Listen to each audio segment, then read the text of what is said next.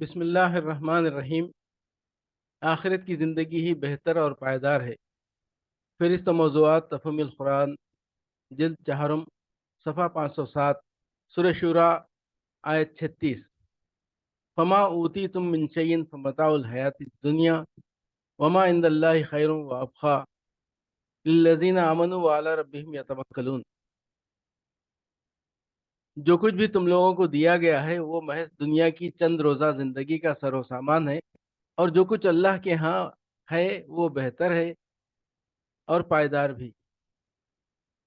جو کچھ بھی تم لوگوں کو دیا گیا ہے وہ محض دنیا کی چند روزہ زندگی کا سر و سامان ہے، یعنی یہ کوئی ایسی چیز نہیں ہے جس پر آدمی پھول جائے۔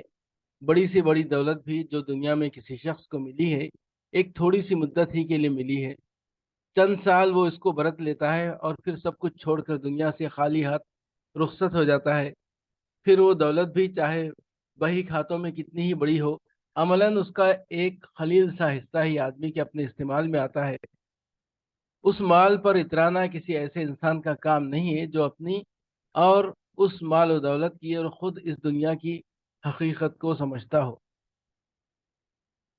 اور جو کچھ اللہ کے ہاں ہے وہ بہتر بھی ہے اور پائیدار بھی، یعنی وہ دولت اپنی نوعیت و کیفیت کے لحاظ سے بھی اعلیٰ درجے کی ہے، اور پھر وقتی و عارضی بھی نہیں ہے بلکہ ابدی اور لازوال ہے۔